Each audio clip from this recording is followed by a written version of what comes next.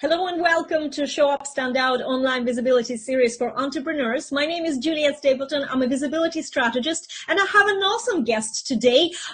Today I'm going to introduce you to Christa Nichols. And Christa calls herself an antipreneur. So I'm really interested to know why and what caused it. So hi, Christa. Hi, Julia. Thanks for having me. I am delighted to have you because I think that we have a lot in common as far as I was preparing for this interview. And we have, our backgrounds are very similar. We started from, let's say, position of hardship and desperation in a way, so it just needs to do something. In my case, it was like I lost everything and I had to start doing something. And I started a business, the most unlikely thing.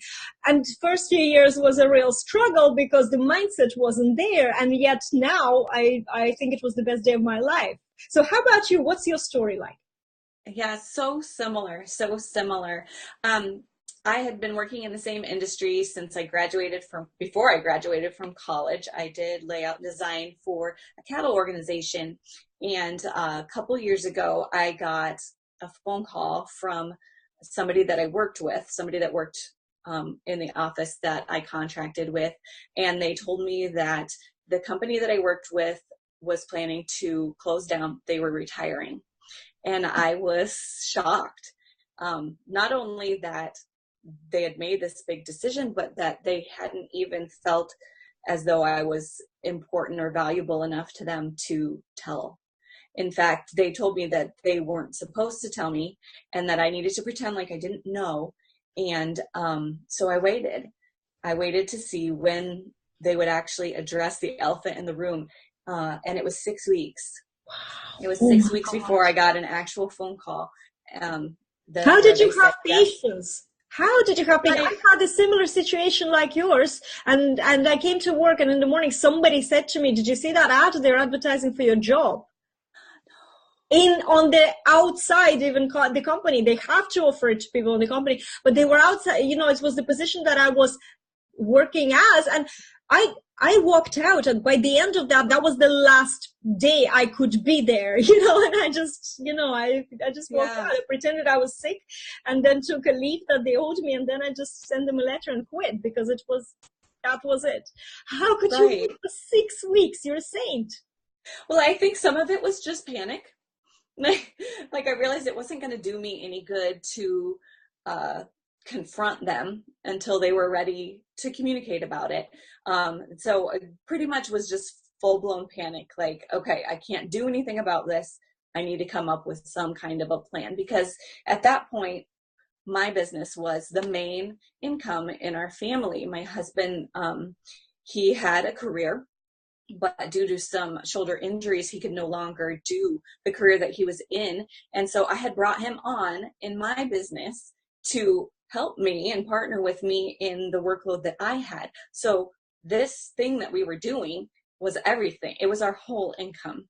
So it was more not me trying to be nice, although, I like to give people the benefit of the doubt and believe the best until I hear the worst. But it was more just me panicking and trying to come up quickly with a better plan. We're twins. I know. We share the same story. I was in exactly the same position, and I was the only braid maker at that time and everything. And yes, oh my God. And I know the pressure. And you know what? Yes, it hurt me so much that I had to do something, and I just kind of walked out. And yes, of course, there was a panic afterwards. I actually even asked them to take me back. It was so bad. Now I'm looking back and thinking, never do that. Never do that. Right. Just own your decision, and things kind of didn't work out straight away, but worked out eventually, but wow, this is such a story. But 6 weeks of that must have been so soul destroying and damaging in a way. It's a long time to hold this inside. How did this affect you? It made me wake up. I think it woke me up to the fact that not only had I'd been responsible for putting myself in a position where most of my contracts were coming through one source. So in a way, it woke me up to the fact that I hadn't been proactive about growing my business in the way that I should have been. And it also woke me up to the fact that the way that they treated me wasn't okay. I had always just jumped whenever they called. Middle of the night, didn't matter. During church, during child sporting events, I answered the calls, And so of course they didn't think that I was worth telling, because I was just always there. I was kind of the afterthought, I know that the services I provided for them were valuable, but they didn't value me enough as a person, and that wasn't okay. But And so it's up to us, isn't it? It's in a way, because this is when I started my business. This is what I was dealing with for a good 3 or 4 years, until I really step into my.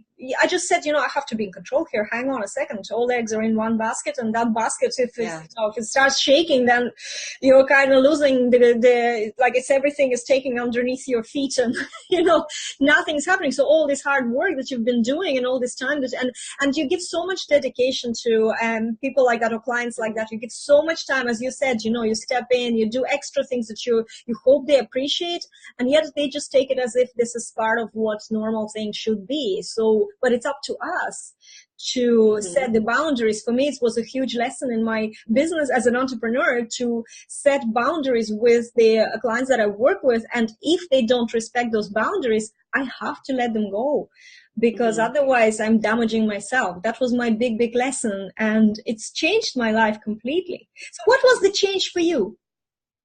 The change for me was realizing that I had to stop being so complacent.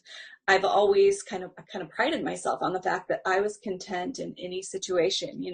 I was happy with whatever. And I do believe that contentment is a good quality.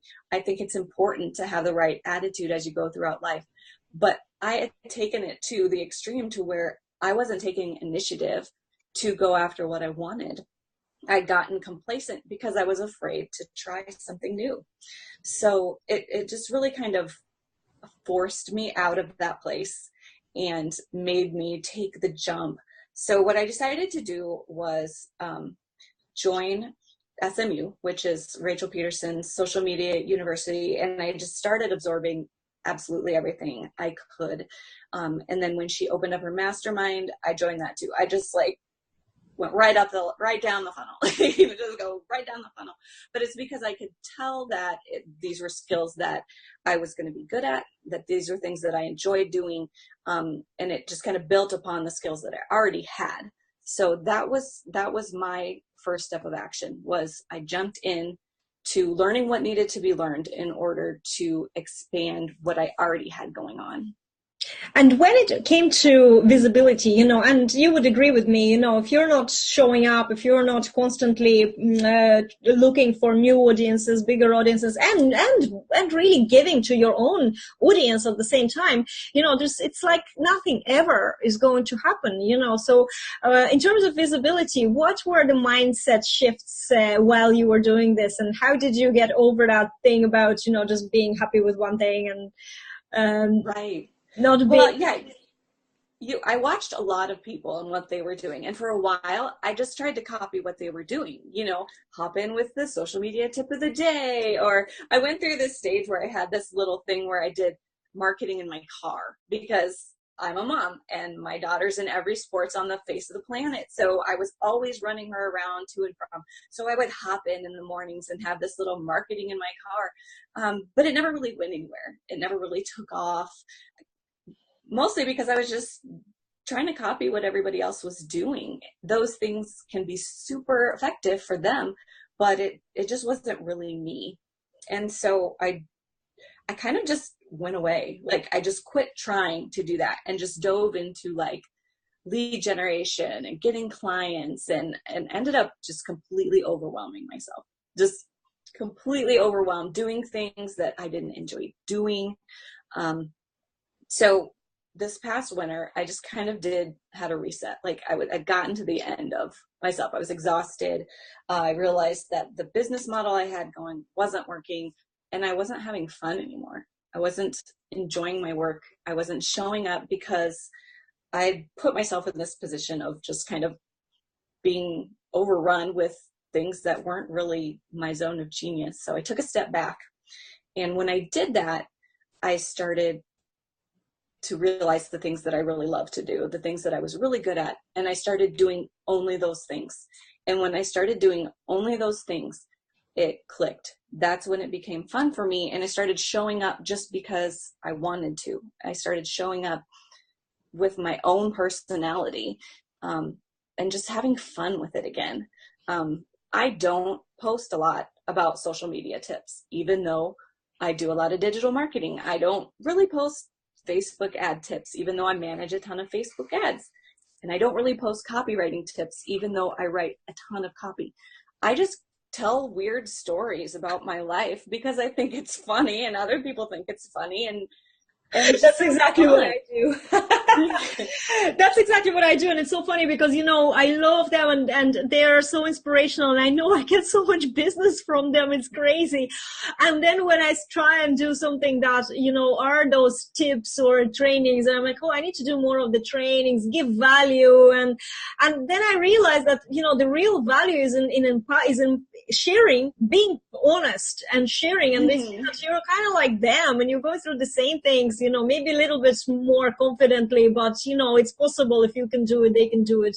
That kind of thing. So this storytelling as yourself works so much better. And this is a mindset thing that a lot of people have in the beginning, don't they? They say, okay, give me the strategy, what's going to work, you know, what sort of plan do I have to have, what week, day of the week should I post what? And I can give them those strategies, but I always have a disclaimer saying, yeah, well, what's going to work for you is going to work for you. So take my advice and then feel what works.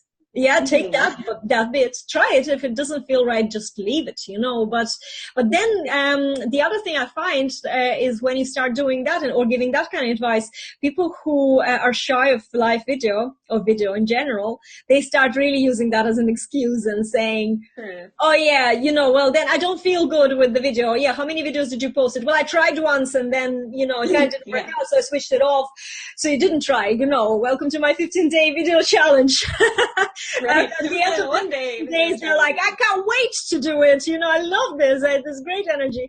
So it's so funny. So yeah, I am about fun as well. And I think that in terms of storytelling and in general, like what was the most successful post stories for you in your experience?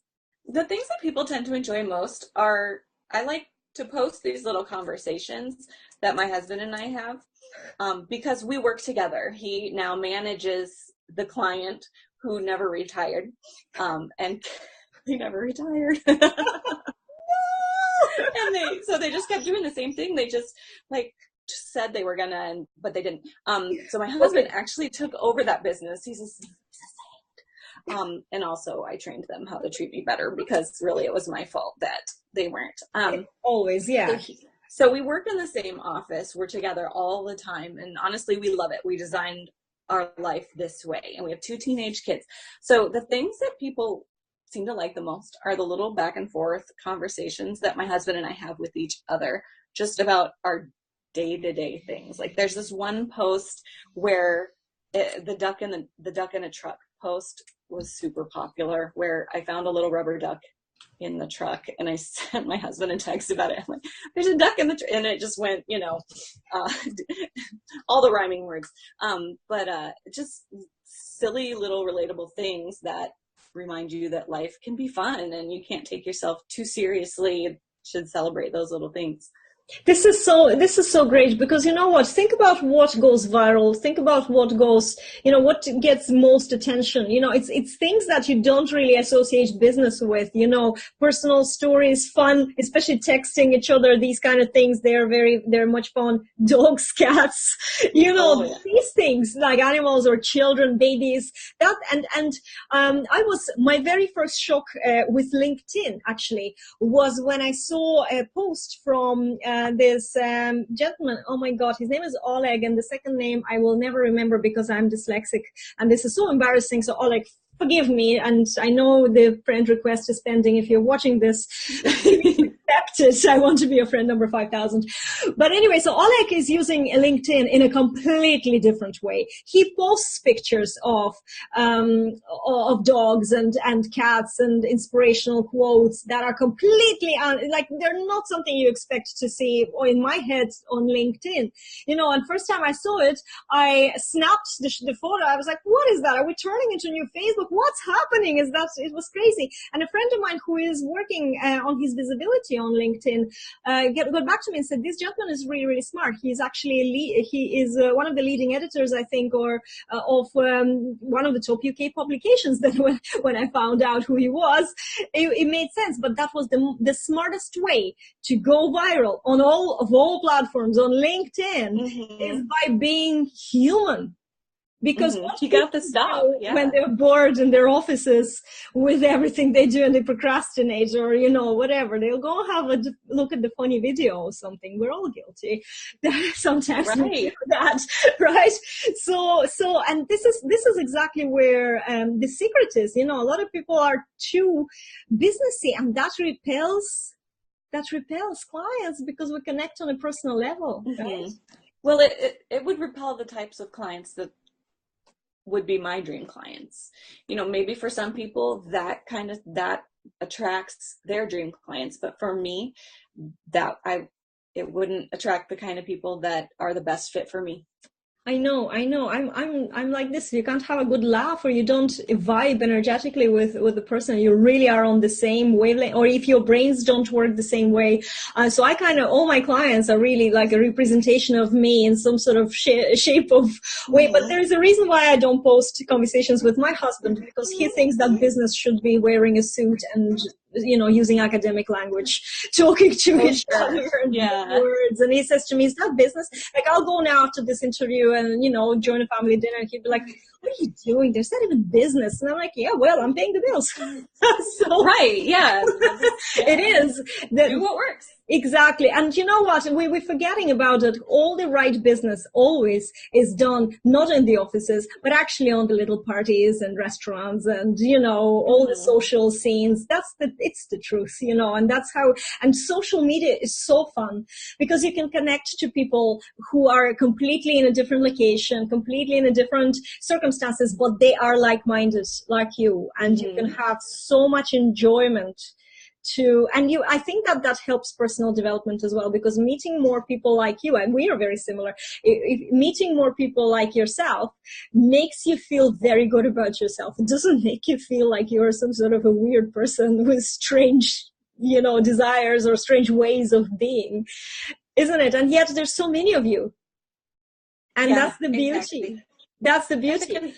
Until we embrace what works for us, we just spin our wheels. It doesn't really ignite until we embrace what we were meant to do. I know I was trying to force myself into making an agency and going into the agency model, and I was completely miserable. I was like, why does everybody like being an entrepreneur? I don't understand it. It's so stressful. Like, everyone else around me in the mastermind was like, woo, I can't wait to have my own business. And I'm like, I have to do this. I know. This is sink or swim for me, but I don't think I'm really excited about it, And so that's why I called myself an antipreneur, because I didn't choose it at first. And it wasn't until I chose it, I found what worked for me, I found what worked for my clients, that I embraced it. And so I fought it, like, on an emotional level, on a mental level. I fought it, I did it because I had to, not because I wanted to. And I know there are a lot of people out there who are in that same spot, but, keep going. You'll find it. You'll move from antipreneur, into entrepreneur. Yes. Yeah, exactly. I have to add to this. Keep going, keep moving, but keep searching for things that you love. It's really that simple. Don't do more of things that you really absolutely hate doing, unless you need to try them, because sometimes there's a resistance in the beginning, and then you find out that you love it. I write a lot these days, a lot, and I love the way I write now. But say 8 months ago, I contacted a friend of mine, a copywriter, with a quote if she will write 5 emails, welcome sequence emails for me. And she gave me a quote of $500. I thought it was a bit too steep for me at that stage. Sat down to write a post about it. And then as I was writing it, it turned into this beautiful long post. I said, I can do all of that. I went in and I wrote those 5 emails in like 20 minutes. And ever since, I never even stopped. And I now contribute to magazines, printed magazines. Like it's crazy. 8 months ago, I didn't even think. And I would say English is not my first language. I can't write in it. So it's all about this. But then, there's other things that maybe your brain is just not meant to do this. Like for me, for example, analytics is something that is just not, if I look at insights, I get anxiety, panic attack, basically. I'm looking at this and I'm like, oh my God, it's just like, I need to go and get a glass of wine. And I gave up alcohol. So it's a hard one, it's bad. It's bad. So something like that, I would definitely outsource, because there's no point killing yourself and you feel very bad about yourself when you're trying to do something that is not the way your brain works. You start feeling bad, and if you're a high achiever, you'll blame yourself, but actually you just need to outsource this, and that's just so simple. Right. I know that there's something that you do that's very interesting, and it has to do with funnels. Mm-hmm. So I'm interested to know, you brought a gift for our audience today. So tell me what is this gift, and I'm sure, guys, you're going to love it. Yes, I have a quick guide on the best way to set yourself up for success before you build your funnel. So this has my top tips for the things that you can put into place beforehand to not only make building your funnel easier, but to prep your audience, to make sure your message is lining up, and it gives you that extra boost of getting your funnel successful faster.